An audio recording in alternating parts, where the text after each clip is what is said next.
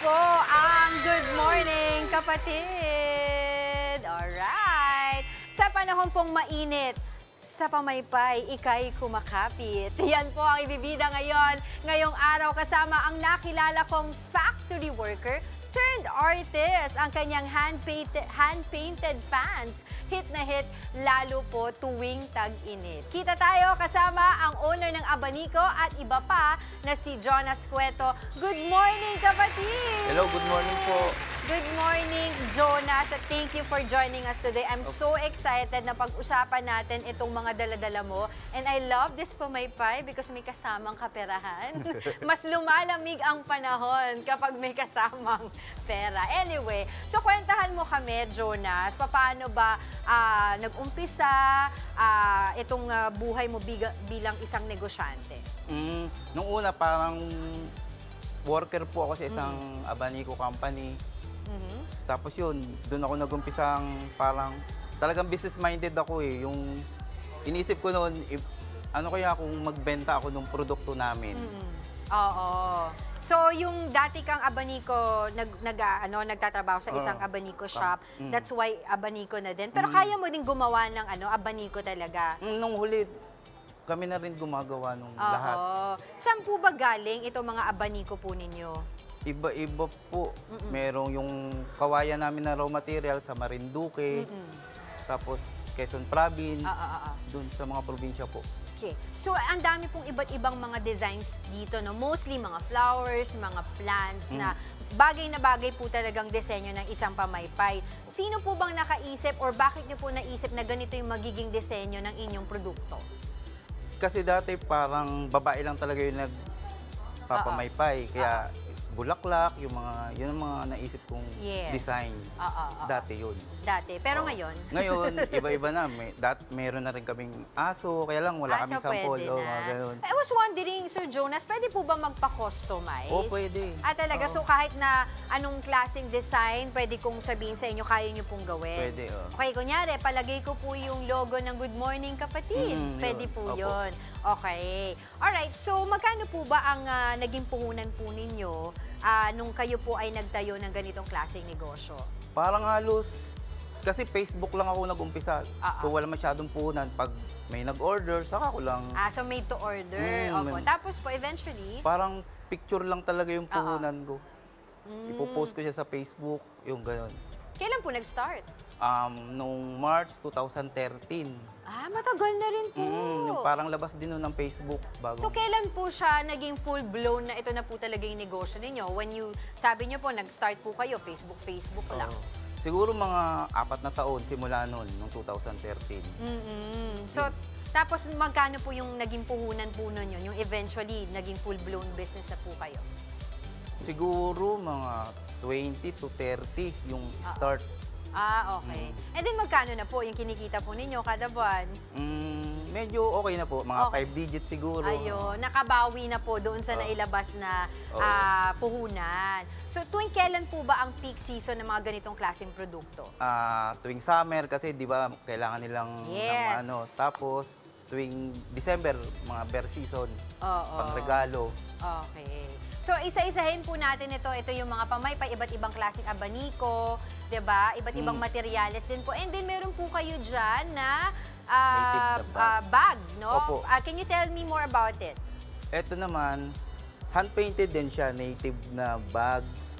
Bali, itineterno namin yung design niya doon sa Abanico. Kasi pwede siyang pareho namin ibenta na hindi nagko-conflict. Pakita din natin yung purple kasi marami sa mga kapatid natin ang mahilig sa color purple. Ito naman yung purple. Ayan. Ito yung terno niya. Diba? May pamaypay ka. Siyempre, dapat ternohan ng inyong bag. Ayan. So, as we mentioned kanina, pwede naman ito gawing, pwede po ito i-customize. No? Kung ano po yung gusto po ninyong disenyo, kung kaya po gawin ng ating artist na si Sir Jonal, ay gagawin po niya yon. At ito naman, I'm very curious kung paano po ito ginagawa. So right now, tatawagin ko po yung inyo pong pamangkin po ba? Opo. Pamangkin si Chloe para pakitaan tayo. Paano ba gumawa ng mga disenyo na ito? Chloe, come here! Ayan, Chloe. Sige. Hi, Chloe. Hi ka muna sa kanila. Hello po. Okay, ilan taon ka na, Chloe? 14 po. Nang 14 years old, ang cute-cute mo naman. So, paano ka natuto na maging mag-drawing, mag-painting? Tinuturuan po ako ni Tito po. Ah, talaga? Pero hilig mo naman. Opo. Okay, sige. Right now, pakitaan mo na kami ng iyong talento. Dito ka halap ka ng konti. Ayan. Okay, so ano itong binubuksan mo? Acrylic paint po. Ah, okay. So, ito yung mga paints na nakahanda na para sa iyong disenyo. Opo. Okay. Alright. Sa isang abaniko, mga ilang oras mo tinatapos yung design?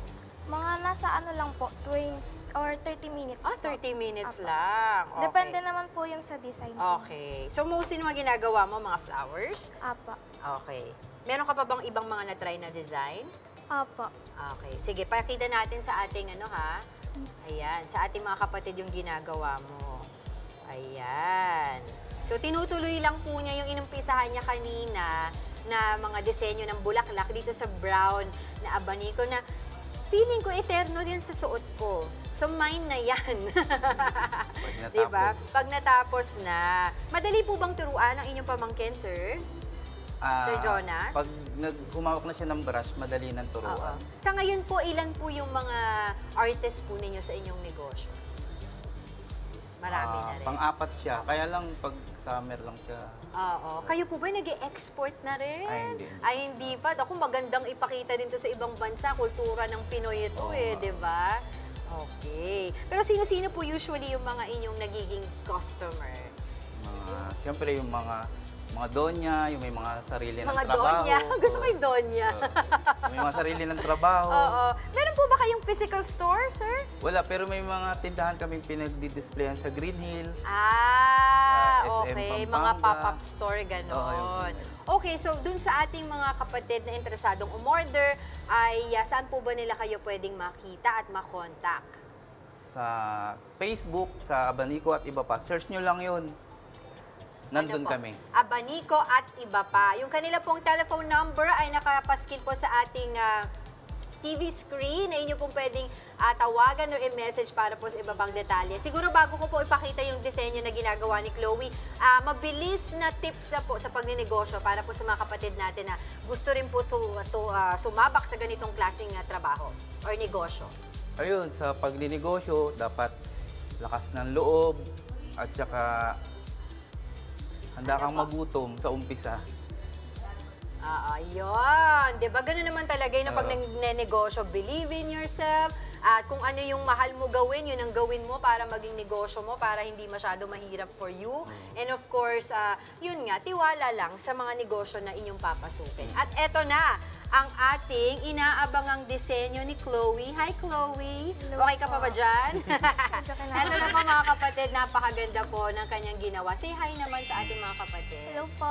Ayan, si Chloe, yan isa sa mga designers or artists ni Sir Jonas sa kanyang Abanico at iba pa. With that, maraming salamat po sa inyo, Sir Jonas Salamat and po. Chloe. maraming salamat sa pagsama niyo po sa amin. Huwag niyo po kakalimutan, Abanico at iba pa. Sa aming pagbabalik, huwag po kayong aalis. Magbabalik pa po ang iyong paboritong morning kasalo, ang Good Morning, Kapatid!